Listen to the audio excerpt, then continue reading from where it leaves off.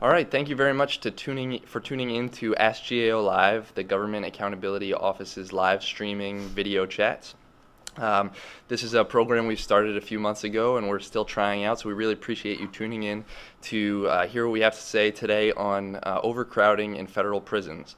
I'm here today with Dave Maurer, a director in GAO's Homeland Security and Justice team, and we're going to be discussing a report that his team released a few weeks ago. Its product number is GAO-12-743. If you go to gao.gov and search for that or search for prison overcrowding, you'll find it, and that's the topic we're going to be covering today. Before I turn things over to Dave for an introduction on this topic, I just want to let you know how you can submit questions. We've already gotten a few questions in advance, which is great. You can submit them to us in real time over email. The address is AskGAOLive@gao.gov. We're also using social media to collect questions, so if you're on Twitter, just tag your question with #AskGAOLive. That's the hashtag we're using, and we'll do our best to get to all the questions by 12:30. So without further ado, Dave, thank you so much for joining us. Thanks a lot, Jeremy, and thank you everyone for tuning in today to watch this web chat. As you mentioned, we recently issued a report looking at the issue of overcrowding in the federal prison system. And to sort of set the context a little bit, the reason this issue is so important is because it involves a lot of money, it involves a lot of people, and it's a problem that's been getting slowly worse over the past several years, and based on current projections will get worse going into the future. The federal prison system currently incarcerates about 218,000 people. It costs nearly $7 billion a year to operate and maintain this prison system. That's the second largest component of the Department of Justice's budget. And in times of increasing fiscal constraints within the overall federal budget, it's increasingly important to find ways to go further with the dollars that we have available. Within the federal system itself, the 218,000 individuals who are incarcerated are kept in a variety of security levels, and our report looked at the crowding, which is how many more inmates are packed into different prisons above and beyond what they are designed to hold. And what we found that it was, on average, the federal system is 39% above what the Bureau of Prisons calls rated capacity. So in other words, they have 39% more inmates than the system was designed to hold.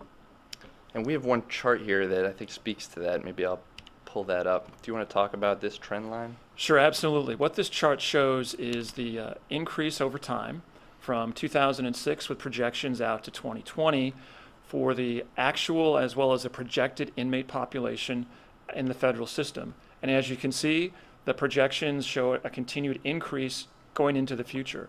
And as you see across the bottom, the percentage crowding also continues to increase. So we're currently at 39% with an expectation to grow to about 45% by 2018. And that's of concern. All right, thanks. So now we're going to start turning to some questions that we've received on this. The first, we received a few questions in advance via email related to the Second Chance Act. We had one from Cindy and one from Jenny, and they basically both were asking what role this act could potentially play in easing overcrowding and how it's being used. Well, those are great questions. The Second Chance Act was passed with a thought in mind of addressing overcrowding. It was designed to help improve reentry programs. In other words, improve the quality of programs that inmates receive while they're incarcerated to help prepare them for reentry back into society. It's also designed to give some flexibility to Bureau of Prisons to shorten some of the sentences on the margins. And I think it's important to recognize that there are mandatory minimums in sentences, so BOP really has limited ability to shorten sentences, but there are some provisions in Second Chance Act to do that. So for example, if inmates participate in residential drug abuse programs, they can get a sentence reduction. Inmates also have the opportunity to serve up to a year of their sentence in halfway houses or home detention. These were things that were passed and adopted in the Second Chance Act. Now, back in February, we issued a report looking at how frequently Bureau of Prisons takes advantage of these sentencing flexibilities. We found that the Bureau was in fact taking advantage of these. However, they are limited by resources. So not that a small percentage of inmates are actually able to get the full 1-year sentence reduction for participating in drug abuse programs. We found that about 19% of the inmates received the full 1-year reduction. We also found that when you're talking about halfway houses, most inmates were not serving the full year in the halfway houses for a variety of reasons, including a lack of capacity. Thanks for that response. We've gotten a number of questions on that. We also have a question from Mary that's related, so hopefully that addresses those. If you have more questions, please feel free to send them in. Our next question comes from Mark, also via email. Mark is asking about the Bureau of Prisons long-range report in 2020 and their projections there, and asks how confident GAO is in that report's predictions. And he has an example. He says, for example, around 2017, BOP is predicting large decreases in overcrowding in all but low security facilities. What accounts for that drop? Lower prosecution rates, and if so, for what offense types? That's a great question. About 2 or 3 years ago, we issued a report looking at the accuracy of BOP's population projection models. And we found that by and large, they had a pretty good handle on projecting future population growth in the inmate population. So the projections that you saw earlier out to 2020 on inmates are, we feel, reasonably accurate. Now, obviously, once you get out into the out years, there's a little more uncertainty. But in terms of your specific question about the figure we showed earlier, the drop in overcrowding because of in the figure. The reason for that is because BOP is projecting that they're going to be building new prisons, and they project that those new prisons will be coming online starting in 2017 and 2018, and that's the reason for the drop. Now, the important thing to recognize about that is BOP has not received any appropriated funds for these new prisons. This is their best guess about where they're going to be by 2020. But for long-term planning purposes, they have to build those kinds of assumptions into their model. All right, thanks. We have kind of a more general question here. This person asks, what are the main reasons prisons are so overcrowded? Are there that many more people going to jail today than in the past? Well, there are a couple of things that are driving the growth in at least the federal inmate population. First is there's a series of laws that were passed in the 1980s and 1990s that had a number of mandatory minimums for federal sentences. So judges don't have much, or reduced flexibility in terms of the sentences they provide to those convicted of federal crimes. Sort of related to that, the length of those sentences were also increased. So inmates were serving longer sentences for a wider variety of crimes. And that's a large part of what's going on behind the population increase. Now, what's interesting is that when you look at state systems over the last year or so, we've actually seen a reduction overall in the size of the state prison population, and that's because the states are taking a variety of actions to modify sentencing laws, take fuller advantage of sentencing flexibilities, and pursuing alternatives to incarceration. This question kind of follows up on that, I think, and if you addressed it, let me know. But Mark has another question. He asks, what is contributing more to prison overcrowding? Increased rates of prosecution or increased lengths of sentences? Again, another really good question. We didn't delve into that particular issue in depth, but my sense is it has more to do with the length of sentence. So if someone's sentenced to a 15-year term in the federal prison system, since there is no parole in the federal system, then it's pretty much a sure bet they're going to be serving those 15 years minus any good time credit or any sentence reduction from residential drug treatment programs. Thank you for that. Next, we have a fairly straightforward question. This person asks, why can't we just build more prisons? That's certainly a policy option, and that's traditionally been the way that the federal government and the states have approached this issue. And in our report, we were very careful to point out that GAO is not taking a policy position on what, if anything, should be done to address crowding. That's up to the Congress to decide. And certainly building more prisons is one way to address that problem. The plus side of doing that is you add more capacity. You're going to add more space for inmates, and that would reduce crowding. The downside is that building prisons is expensive. And so once you build and open a prison, you've signed up for many years of expenses for holding that inmate population. So it's a real significant policy issue, and we hope our report is helpful in informing that debate. Your report says the government says its growth exceeds its rated capacity. That term is used. Hoping you can kind of unpack that term, what we mean by that, and if it has to do with projections of growth, what are the implications there? Okay, sure. What rated capacity means generally is that how many inmates are supposed to be put into a particular prison. And And that varies depending on the security level of the particular institution. So for example, if you're talking about a high security prison, the rated capacity has fewer inmates per cell than if you're talking about a low security prison. And BOP uses a rated capacity formulas that they developed back in the early 1990s. And that's what we use for the basis of our study. It has to do with the amount of square feet per inmate. And I think this is also related to that. We have a question that we received from Jack via email. Jack asks if you can comment on the breadth of triple bunking and the use of temporary space. Triple bunking means that you're putting 3 inmates in a cell. I think we have a picture that shows from the report that shows what triple bunking actually looks like. We'll pull that up here in just a second. There's been increased use of triple bunking within the federal system. You see there on the image on the left.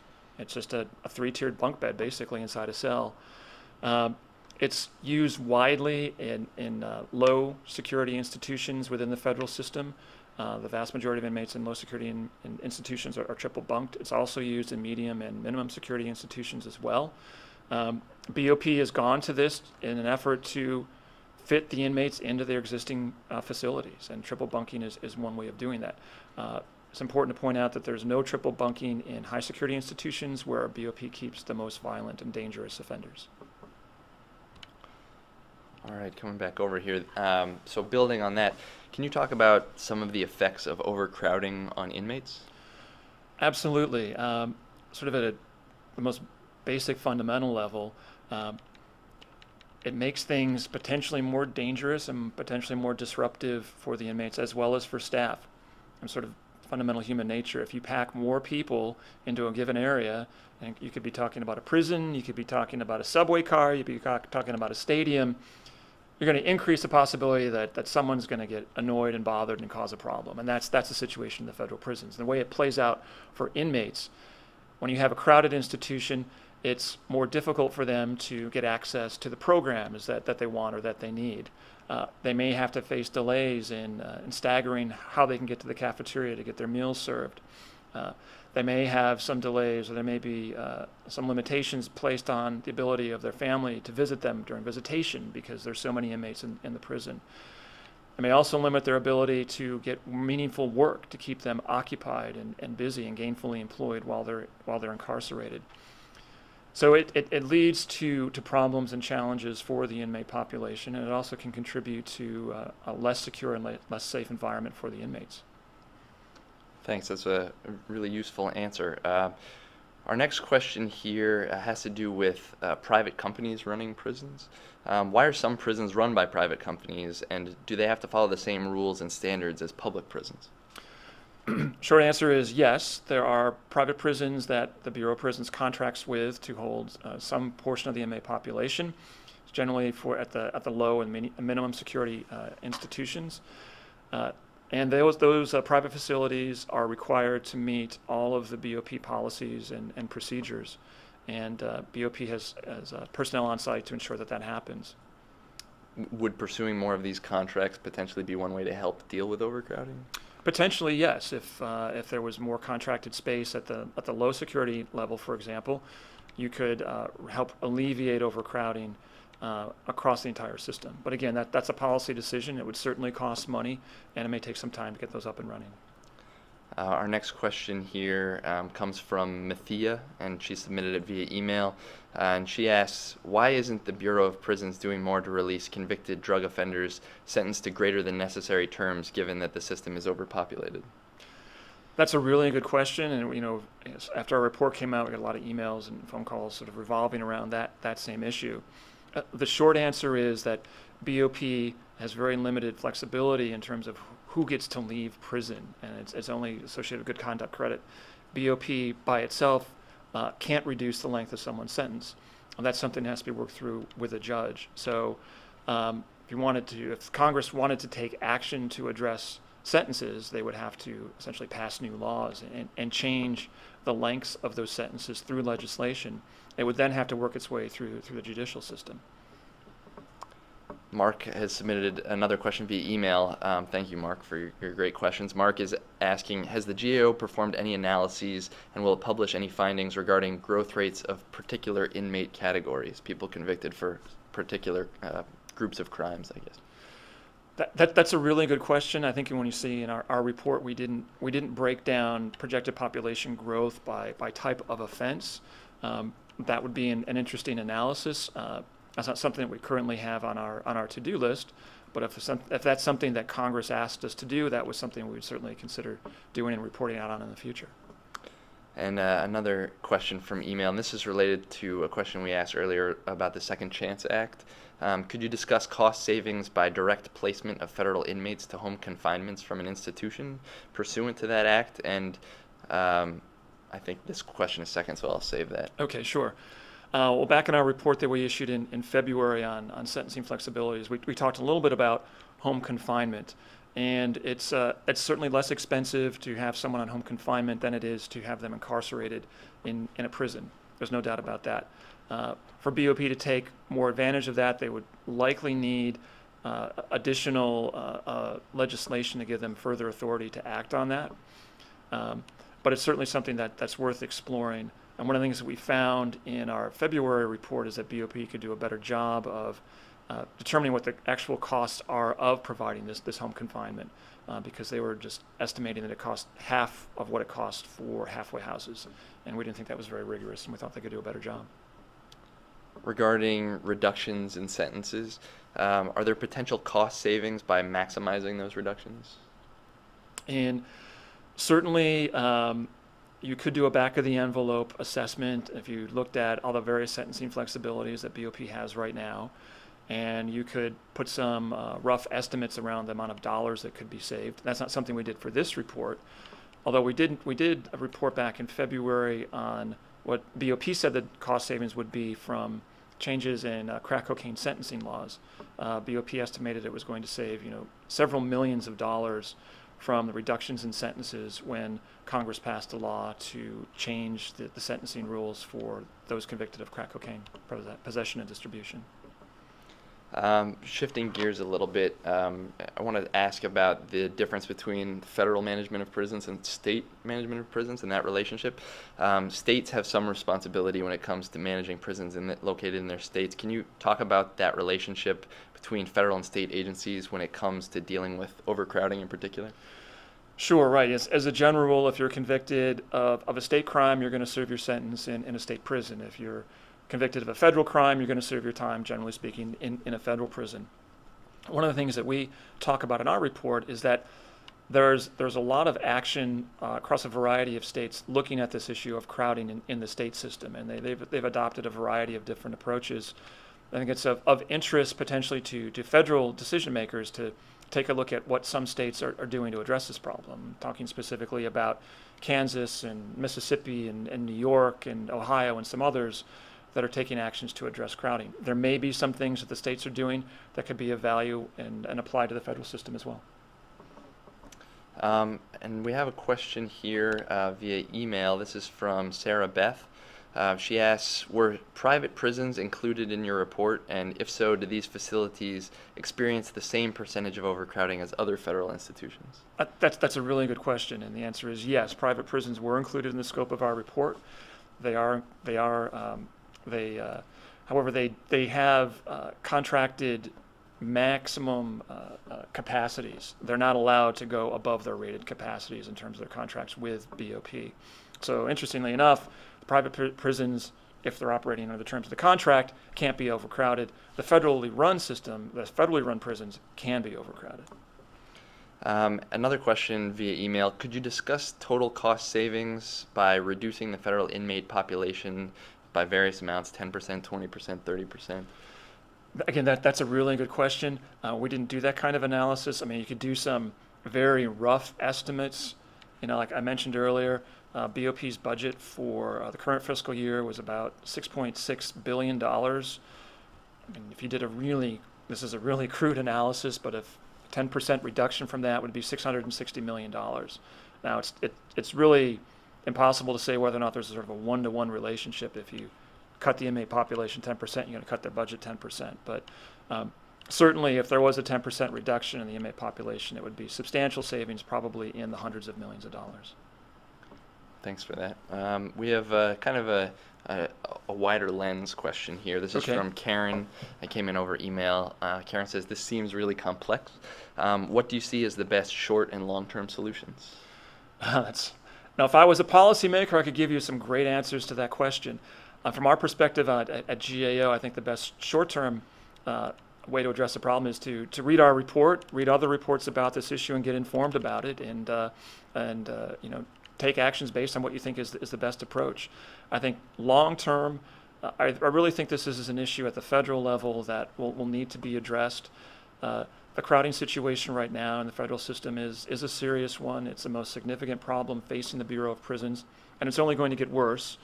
And there are a variety of policy actions that, if they're adopted sooner rather than later, can result in changes that are less disruptive and less costly than if we had to do that under the force of a court action, for example, 10, 15 years down the road. I mean, the one thing we don't ever want to see in the federal system is what we've seen in places like California.